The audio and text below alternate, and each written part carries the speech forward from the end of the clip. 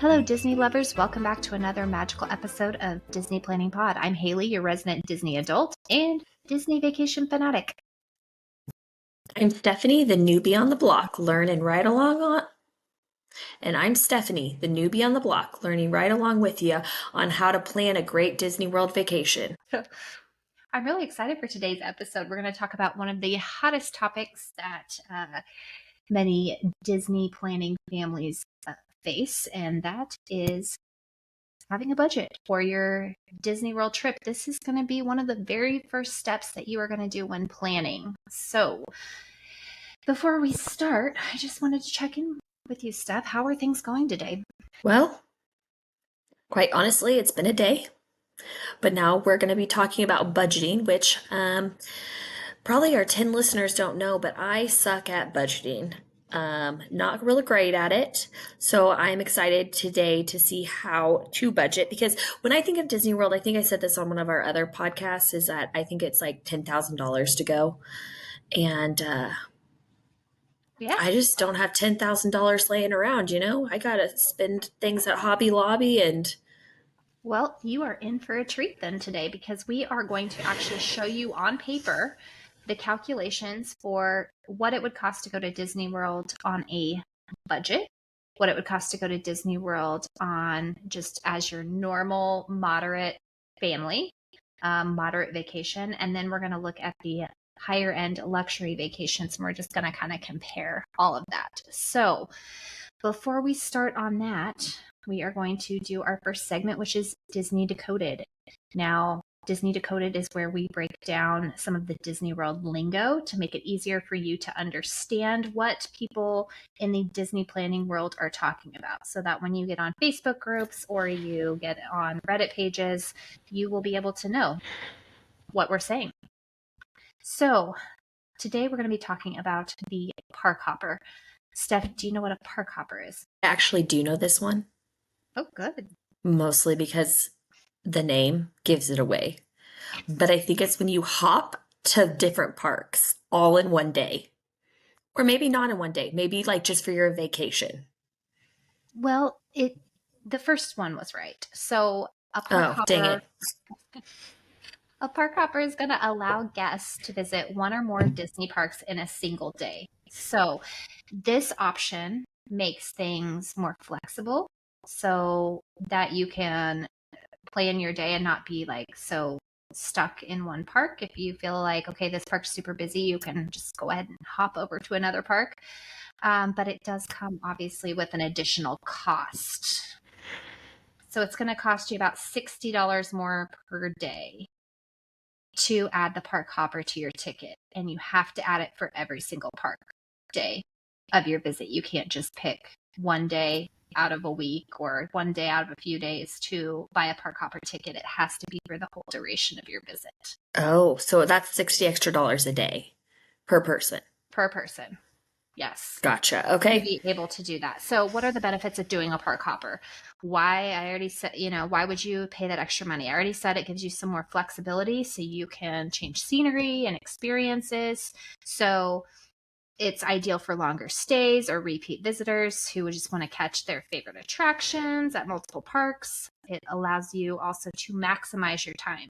So let's just say you're only going to be in Disney World for 2 days. Well, there's 4 parks. So with a park hopper, you'd be able to spend half a day in each park. So also there may be different evening entertainment that you might want to check at one park. So Magic Kingdom has some awesome fireworks and a fireworks show called Happily Ever After. And it's beautiful and wonderful and makes me get a little teary, which I know for you that makes you feel weird. That's weird. That's weird to get teary over fireworks, but it's beautiful. So if, you want to hop over to Magic Kingdom every night and catch that, so, you can just have your soul filled up with Happily Ever After every night. Listen, if you're going and you're going to be getting teary-eyed, I'm doing something else. There's also different evening entertainment at Epcot. They have fireworks, although not as tear-inducing, every night. And then Hollywood Studios has their own evening entertainment too. So you can kind of hop around and see your favorite one. Things to consider before you go and purchase the old park hopper stuff. You are going to want to do a cost analysis. So I already told you how much more per day it's going to be. Is that worth it to you to be able to move over to a different park? It just depends on how long I'm going to be there. Like, if I'm going to be there for 4 days, then I don't need to be hopping to park, you know? I can just go and pick my favorites, and $60 is a lot. I'd rather spend that on like the plus size genie or, Yeah. Genie Plus. Yeah. yeah. It's also going to affect your planning strategy. So you have to take into account how are you going to get between the different parks. So we've already talked about this before, but transportation between the parks is completely covered and completely free. But some parks are hard to get to from others. So Epcot and Magic Kingdom are connected via the monorail. So that's pretty easy to go from one park to the next. But Magic Kingdom and Animal Kingdom, you have to take a bus. Hollywood Studios and Epcot are connected via the Skyliner. So you just hop on the Skyliner and can get to Epcot from Hollywood Studios or vice versa. But you have to take a bus to Animal Kingdom. You pretty much have to take a bus to and from Animal Kingdom all the time. They don't have any other options for transportation. So you need to take that into account. You also are going to want to prioritize must-do attractions, especially if you have Genie Plus. Are you going to stack your rides in the evening, or are you going to do the scan and go method that we talked about in the last episode? So if you have questions about Genie Plus or what it is, make sure you check out episode 3. And then you also want to make sure you have the physical stamina for it, because some It's families not for the weak at heart, people, okay? some families with young kids might not be able to handle the extra walking and the longer days that come with park hopping. So for my family, when we go, I have 2 kids under the age of 5. There is no way that we would be able to do multiple parks in one day, especially if you have things like strollers. My kids don't have diaper bags anymore, but when they were babies and we'd have to go, I mean, you have to haul that diaper bag on transportation. Also, we had a double stroller. Let me tell you how many times my husband would want to haul that double stroller on a bus throughout the day. It was not often. So you just need to take into consideration those things. So park hopper. I know I asked you earlier, is it for you? I don't think so. I don't think I'm a park hopper kind of person. I think it I would think be, I'm yeah. just a one park a day kind of girl. I think if you and me went, we would really like park hoppers, because we could go to a park in the morning and then go over to Epcot and have some drinks and food around the world every night. Well, yes, if that was what we got to do. Yeah. Basically, if I go to Disney World, I just want to go to Epcot and do drinks around the world. Like nothing else. We've got a long ways to go. Yeah. So let's get to our main topic. Let's get to budgeting. And I know you told me in episode 1 you thought a Disney World trip cost about $10,000. That can definitely happen. Let's be honest, Disney World is not cheap. It does take a lot of planning and a lot of budgeting for the average family. And so I wanted to look and actually get some numbers for you all. I went to mousehacking.com, and I will make sure I link that in the show notes, and got a lot of this information from this awesome blog. So again, mousehacking.com provided a lot of this information, and that blog also has a lot of good tips for budgeting. So let's look at your baseline trip. Okay, middle of the road family. In this perfect family, their kids never fight. Their kids are always clean. Their kids eat all their vegetables. This is your perfect middle of the road family. 2 adults, 1 kid who's 10, and 1 kid who's 4. So you've got 1 kid that's 10 plus and is considered a Disney adult and is going to pay Disney adult prices. And then you've got 1 child, 3 to 9, who are going to have some cheaper prices for their tickets and cheaper prices for food. So total for a baseline Disney World trip, it's going to cost about $6,865. And this is 2024 prices. Now, what does that number, where did this blogger get that number? This is going to include your flights, your transportation to and from Disney World, a 5-night stay at Pop Century, 5-day tickets without Park Hopper, This is going to include Genie Plus at 2 parks. And if you're going to pick 2 parks, we always recommend Magic Kingdom and Hollywood Studios because that's where you're going to get the most bang for your buck. And this is also going to include all the quick service meals, which means the fast food meals at the parks, 2 snacks, and then 2 table service meals. So if you're sitting down and you're having 2 meals where you actually sit at a table, maybe a character meal, maybe just another sit down meal, that's what all of that's going to include. And this is going to be your moderate pricing. Now, what do you feel or think about that number? I feel like that's a lot of money. I don't know if that's what I was supposed to say, but that feels like a lot of money. It can be. Absolutely. It can be a lot of money. So there are ways to make Disney World more expensive or cheaper. So let's say, yeah, exactly. You looked at that number and you said, nope, I ain't paying that. What are we going to do to make this cheaper? So let's go and you take that same family and they want to stay on a budget. And they say, listen, I can be more flexible. I can change my trip dates. I can cut off a day off this trip and I can switch my motel room. All of these can be done. I can stick to quick service meals. I don't need to eat breakfast in Cinderella's castle with Cinderella at a table service restaurant. I can do this. So let's say they only do 3 days, but if you're only going to do 3 days, they add that park hopper option. We talked about the park hopper. So they still purchase Genie Plus on 2 of those days. And as a result, their price is going to go down to $4,735 for a family of 4. They took almost $2,000 off of that. That's saving some money. Again, I said you're not going to find a cheap Disney World trip. You can break this down even cheaper.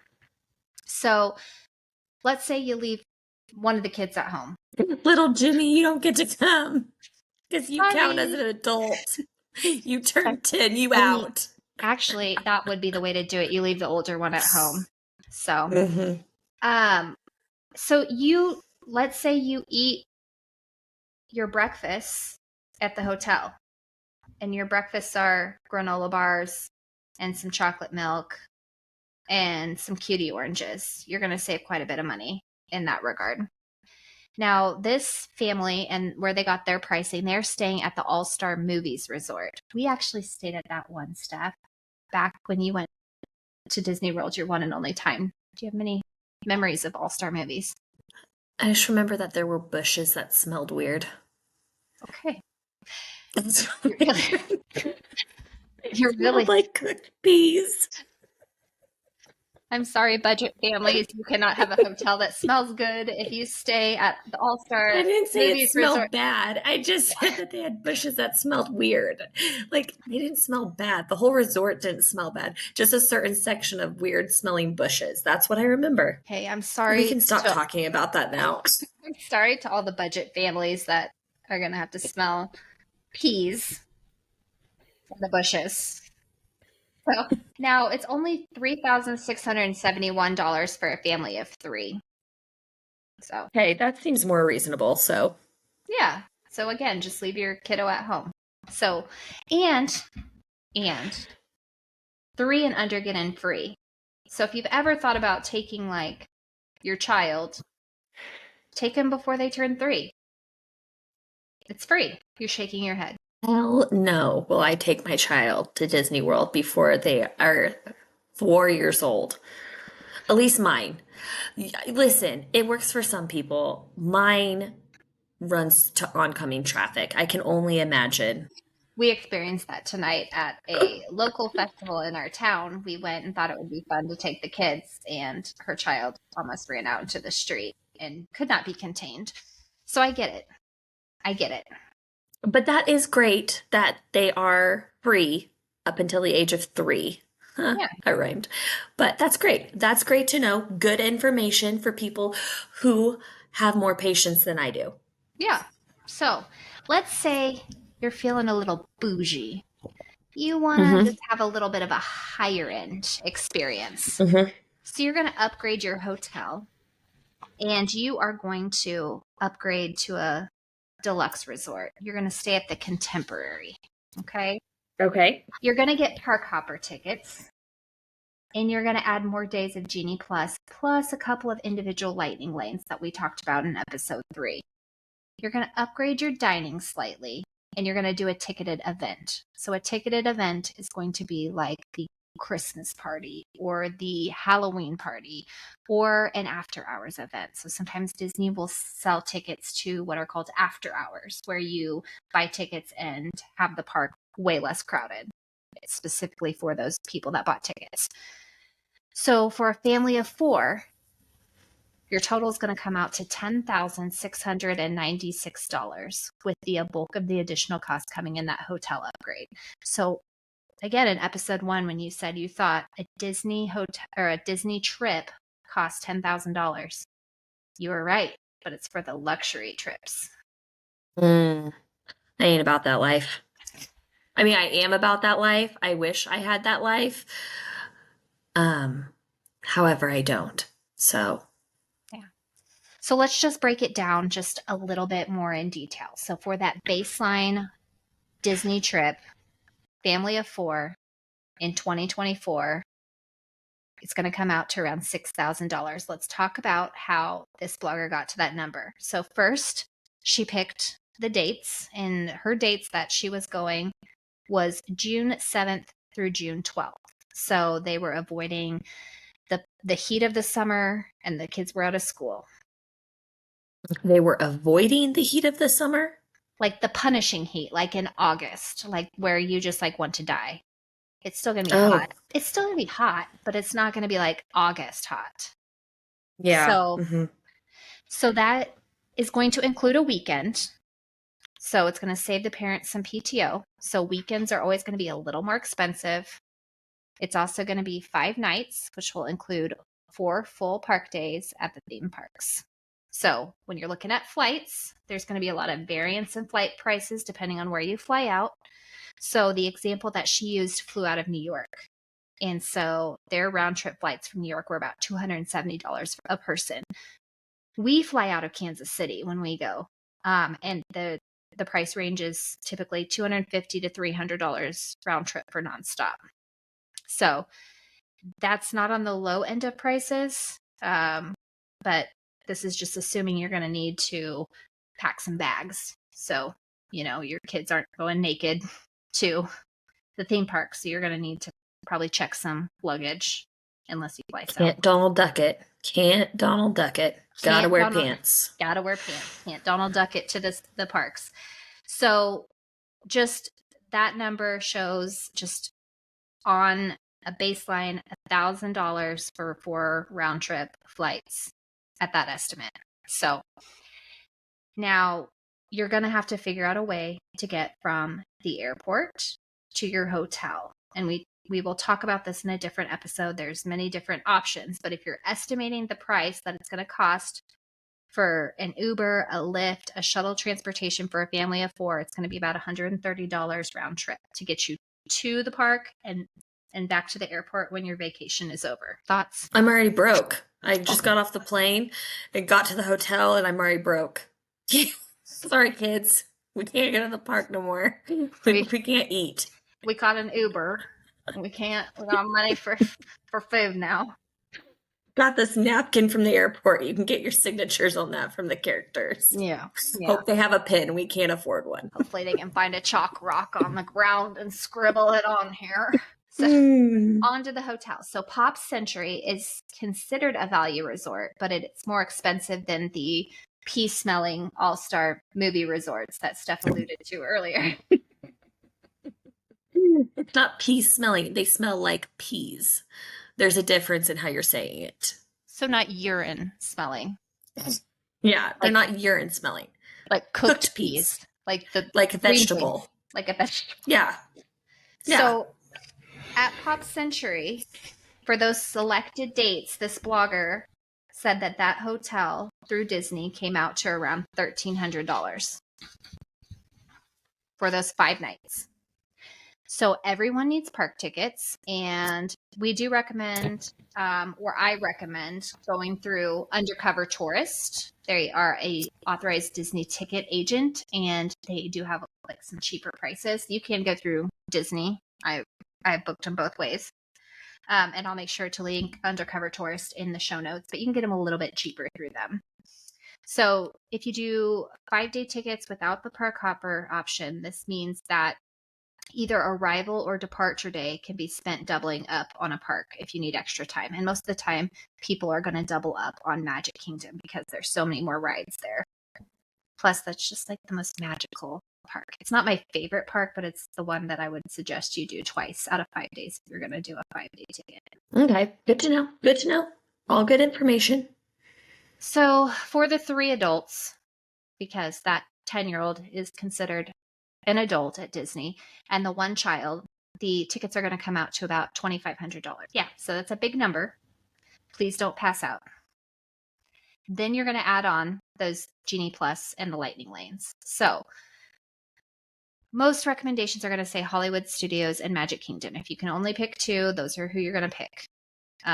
You might not need Genie Plus at Epcot, and Animal Kingdom is definitely the park you can get away the most without having it. So that Genie Plus price varies, but if you estimate that to be around $25 a person, comes out to around $220.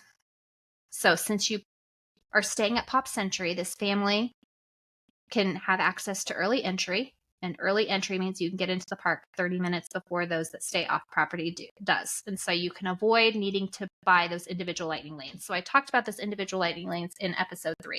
So you are going to, at rope drop and early entry, you're going to want to skedaddle to one of those places that have the individual lightning lanes and beat the crowd so you don't have to pay for them. So at Magic Kingdom, you're going to want to run. I caution you running. They'll yell at you. You're going to want to walk real fast to Seven Dwarfs Mine Train. At Epcot, you're snarling at me. I really hope no one ever watches these videos. You're on YouTube. I didn't even know my nose could move like that. Okay, go on. So you're going to want to skedaddle to those individual lightning lane rides so that you don't have to actually purchase an individual lightning lane. You're going to stand in the regular that makes sense. Yeah, you're going to go in the regular old line for the peasants. So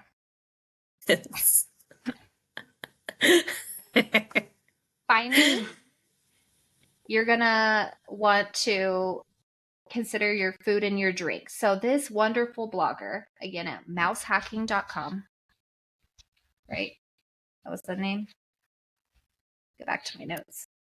Yeah, this wonderful blogger at mousehacking.com made a spreadsheet using actual meals and costs at Disney World. So the estimated food costs were about $1,500 for a family of 4, which included 3 meals a day, including arrival and departures day.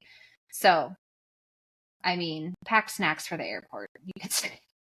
You could save some money on arrival day. That includes snacks and then 2 meals at table service restaurants.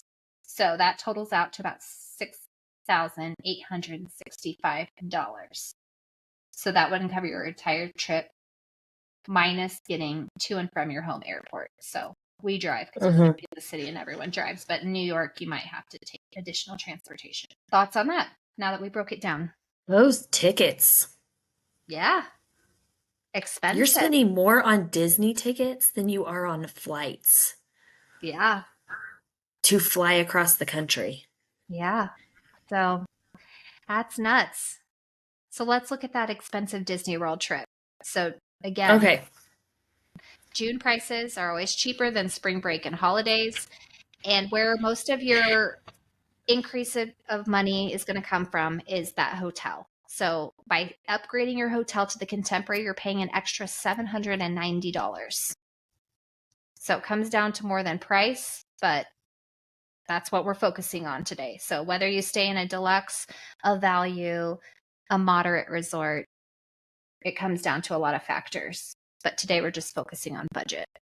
So this is a good time to mention doing what's called a split stay. So you could upgrade 2 of your 5 nights to the hotel. And then the other 3 nights you could spend at a lower value hotel, and that could definitely save you some money. So we have done this before.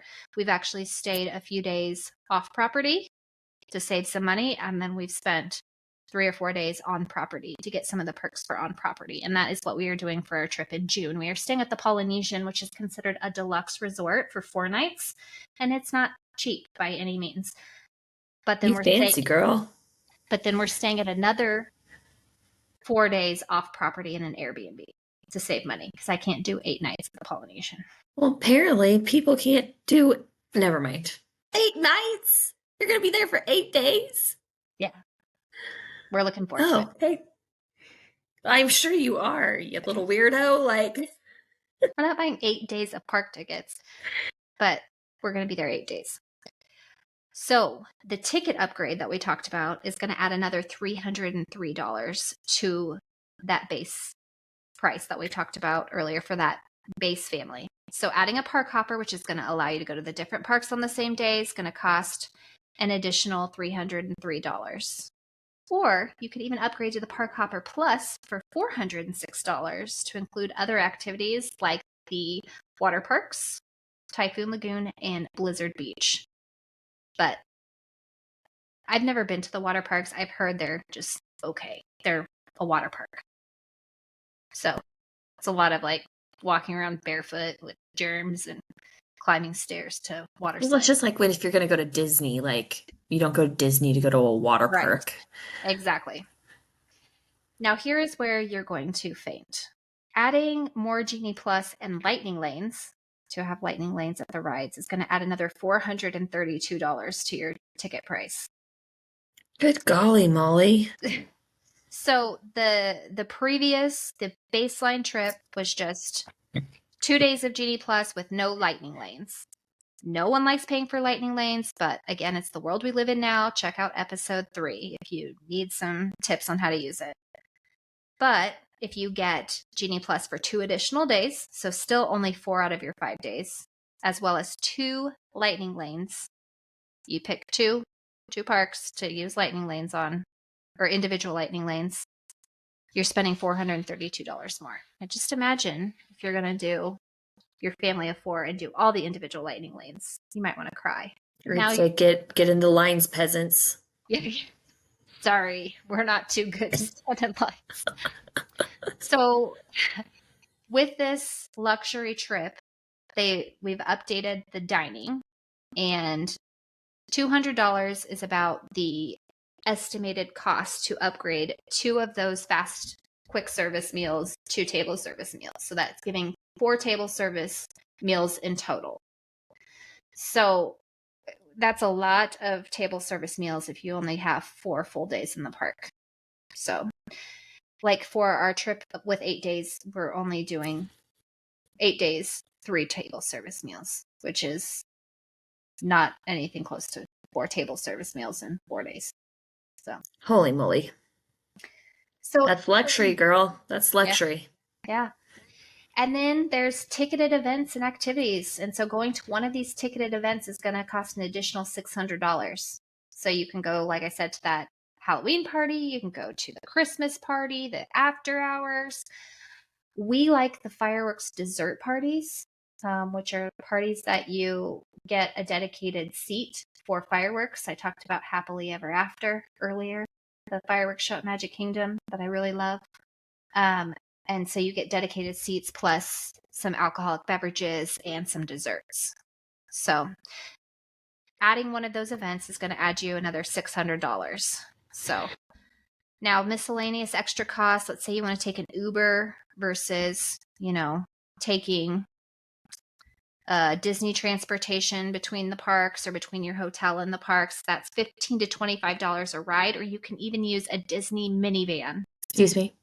Does it have Disney on it? Is that why it's called the Disney minivan? It's even better than that. It has red with white spots like Minnie Mouse's dress. Oh my good golly. Oh my goodness. It's a good golly. Like and they're wonderful because they can go places that most Ubers can't.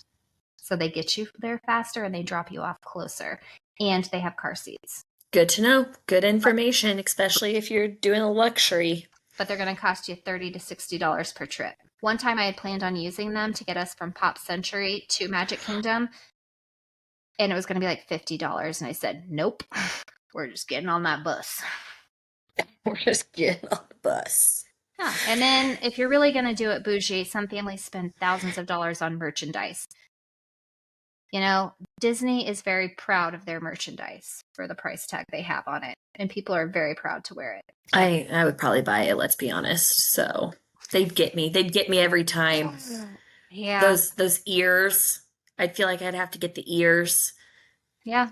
It's pretty crazy. So that is what you are paying extra for to come to that $10,000 number for a family of 4 for your bougie trip. Okay. All right. So let's break down. Won't ever be able to afford that, so. That's why I saved your trip for last, Steph. The budget. Oh, good. Disney trip. Woo! Let's do this.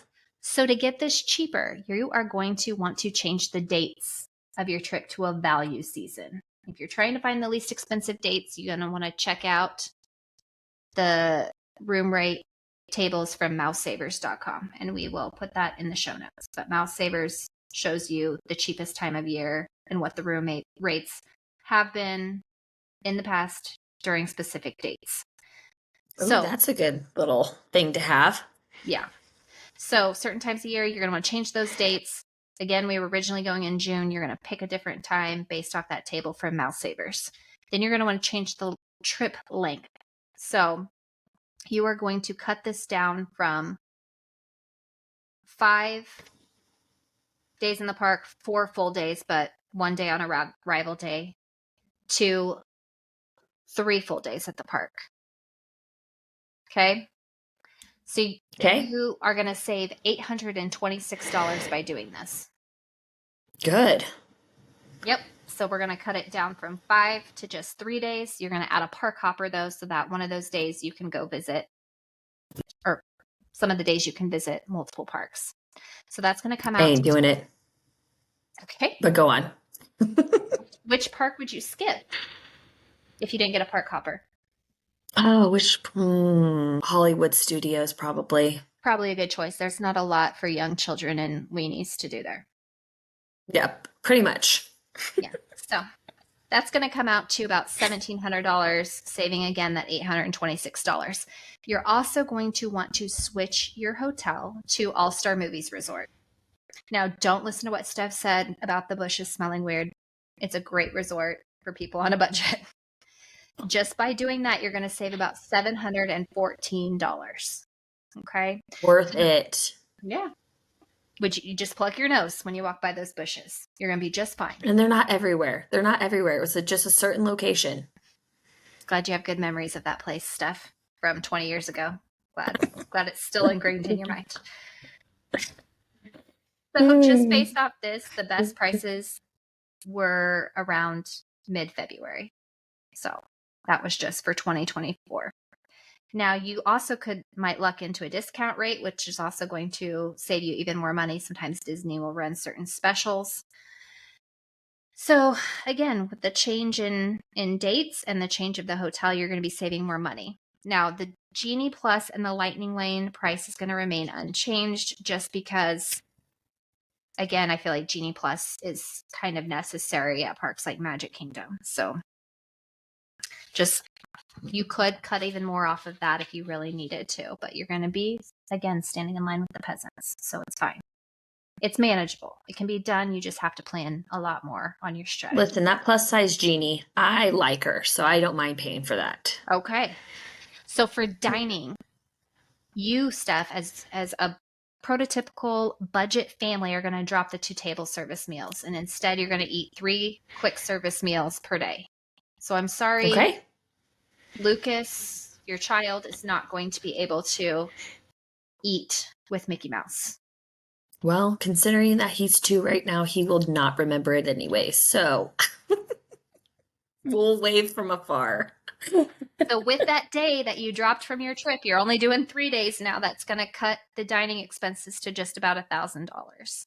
And that is if you're eating 3 quick service meals. I mean, again, you can eat Okay. breakfast. You can also pack snacks. That's an important Disney World. You can bring snacks into the park and waters. So Oh, really? yeah, you can bring See, water, good to know. Gatorade, snacks. We do chips. I know we brought it up, Uncrustables.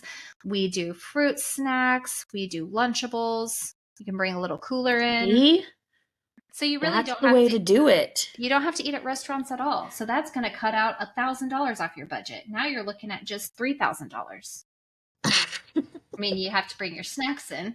I feel like that's the only thing I would enjoy about the park is the Well, food and the drinks. I'm just saying, you can bring your own in. Oh, So gosh. just going over just a few other cost saving tips. I know we just talked about it. Pack breakfast and snacks. You can order groceries through Instacart or Shipt, and they'll deliver them right to your hotel. We like to bring water bottles. And if you bring your own water bottle, you can go to any quick service restaurant and they will give you a cup of water to refill your water bottle for free. So you don't even have to pack or bring water bottle, like packaged water bottles into the park. Mhm. Bring your own Right. water bottle. Check out Airbnbs. If you're going with a bigger group, Airbnbs are going to save you a ton of money.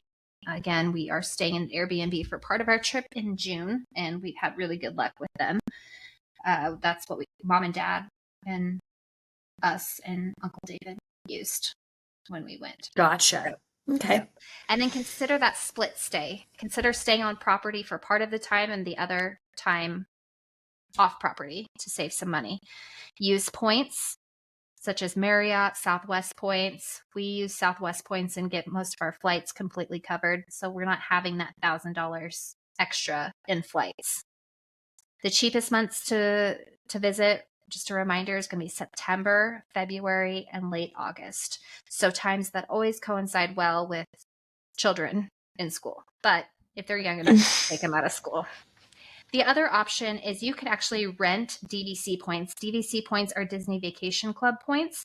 I will link some of the companies that are very reputable down in the show notes, but essentially you're renting other people's points to stay in deluxe resorts for cheaper. So people buy these timeshares points, they're not able to essentially use them. You can rent them from other people, and it's going to cut your stay at these deluxe resorts by quite a significant amount. This is actually what we did for our trip to stay at the Polynesian in June, and we got rates for our stay comparable to a moderate resort instead of deluxe resort. Nice. So Well, that's nice.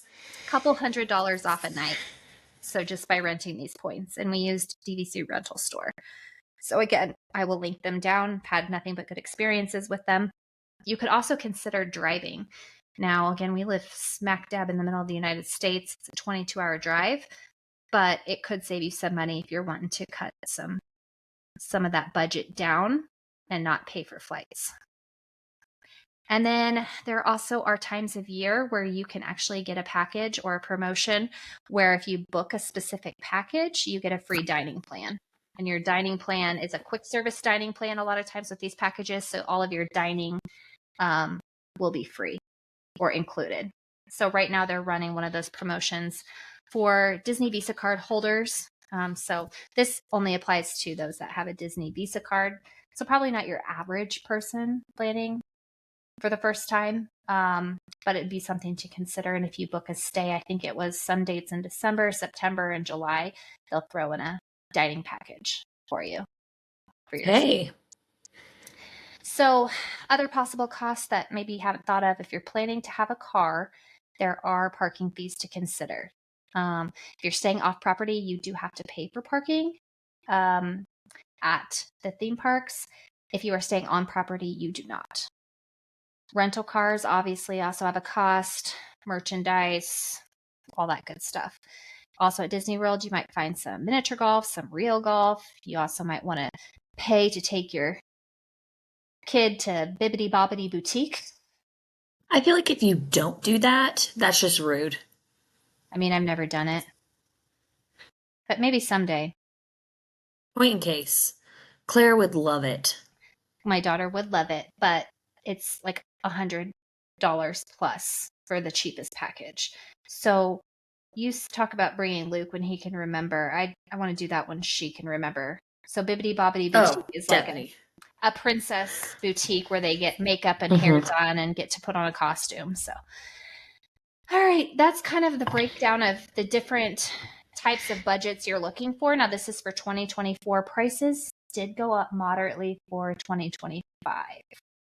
So these will be 2024 costs, but it gives you a good ballpark range of what kind of budget you're looking for, and then also um, what you can do to shave off or what additions you might want to add to your trip.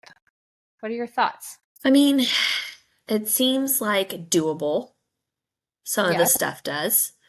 It still seems very expensive, but if it's something that you are passionate about and you love doing, then there are ways to save, it looks like. So Yeah. Are you going to go someday? maybe Come on, you have to take your kid once. one time.